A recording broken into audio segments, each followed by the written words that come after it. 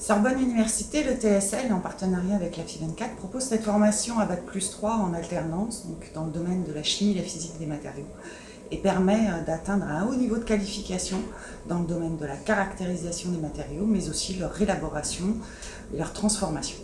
Depuis des années, le TSL est orienté plutôt sur les matériaux métalliques et donc l'enseignement dispensé ici sera plutôt orienté sur ces matériaux et le microscope électronique à balayage.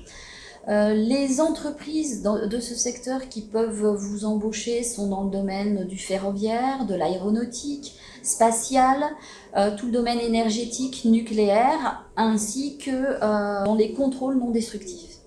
Parce que les matériaux font partie intégrante de notre quotidien. Il y a aussi les matériaux polymères, les plastiques, mais aussi les composites, les nanomatériaux, où on retrouve aussi des activités dans un grand nombre de secteurs, tels que la cosmétique, les grands fabricants de matières plastiques, mais aussi l'industrie verrière, les bétons.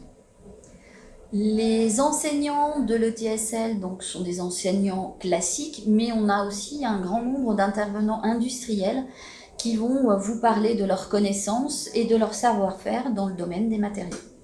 Côté Sorbonne Université, c'est des enseignants-chercheurs qui au quotidien donc, effectuent leurs recherches dans le laboratoire académique, mais aussi en interaction avec les industriels qui vont dispenser ces cours sur tout ce qui est chimie des matériaux dans le domaine des plastiques, une fois de plus, des composites ou des nanomatériaux. Pour pouvoir postuler, il faut bien évidemment être rigoureux et très curieux, avoir une soif de connaissances pour comprendre tout ce qui peut faire la vie d'un matériau.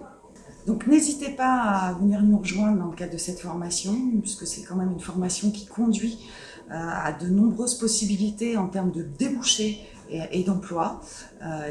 De nos jours, dans ce monde en pleine mutation, en termes de transition énergétique ou de ressources renouvelables, les matériaux font réellement partie intégrante de notre quotidien.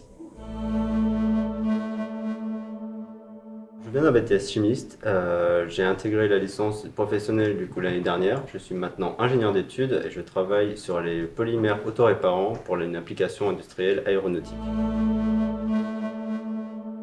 L'atout essentiel de cette formation, pour moi, c'est qu'on peut voir tous les aspects des matériaux, que ça soit chimique ou physique.